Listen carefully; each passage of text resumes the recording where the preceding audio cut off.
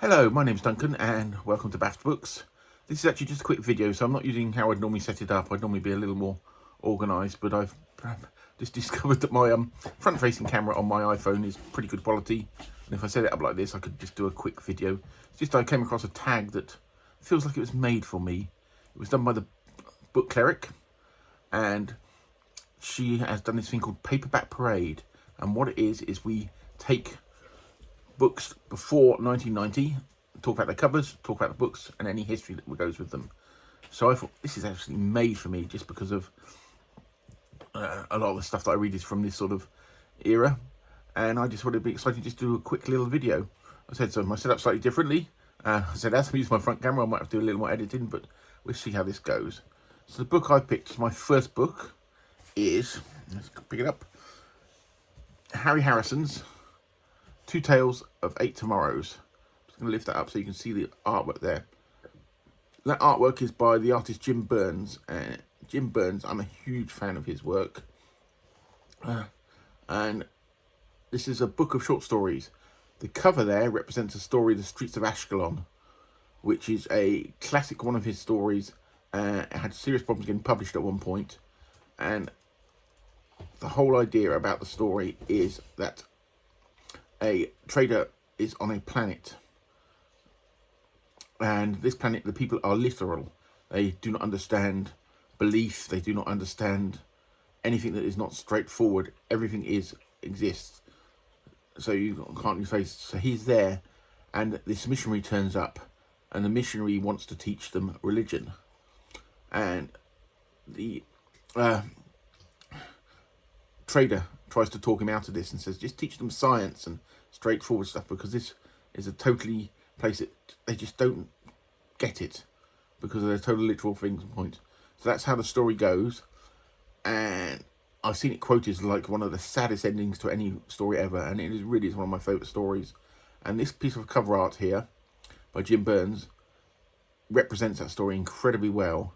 I have a friend who actually knows Jim Burns, and he spoke to Jim Burns, and Jim Burns has said that all the books he did covers for, he read the books, which a lot of cover artists don't, especially of this period. If you look at artists like Chris Foss is a great artist, but I know for a fact that he didn't read half the books that he read, especially a lot of the Asimov covers. People just asked him, just do a cover for another Asimov. But Jim Burns read all the books that he covered, did the cover work for. And I said Jim Burns, great artist. I'm going to just take this down a second. I have a book, I'm just turning around a second, of his artwork here. Lightship Jim Burns. And I just want to show you some other pieces of his artwork.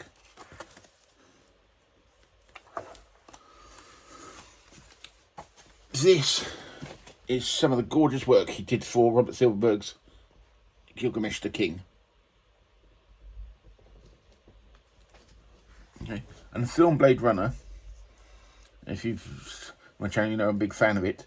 Everybody always quotes Sid Mead as a great artist for designing a lot of stuff, but actually Jim Burns worked on it first, and the design for the police car, the Spinner, was actually one of his.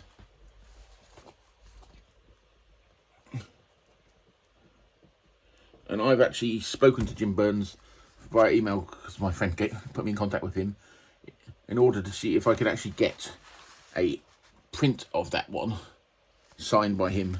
And yes, I can, because he keeps a lot of this stuff. So that's what I will be arranging in the future. But anyway, let's go back to the book, the Harry Harrison book. Harry Harrison sometimes is quite underrated to me.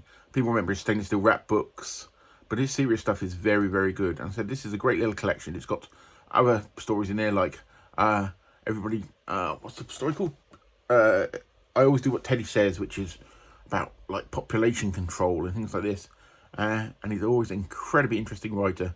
Well worth picking up, especially his short stories and more serious stuff like Make Room, Make Room.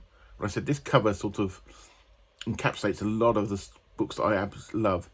This copy was printed in 1976. I actually picked this up in a second-hand bookshop, I think in Bath, in Somerset, in the early 80s. So it's been hanging around for a long time. It survived the great purge of the mid-90s, when I moved around a lot and basically loads of my books went missing. So it survived all that. So I still have this copy. And that is it, The Streets of Ashkelon, with artwork by the wonderful Jim Burns. So I'd like to thank, I'm just looking down at my computer a second, the Bookclectic. Sorry, it is the Bookclectic for creating this tag, because I absolutely love this tag and I will be doing this again. And I hope you enjoyed this quick video on this book. Thank you, and I'll see you again soon.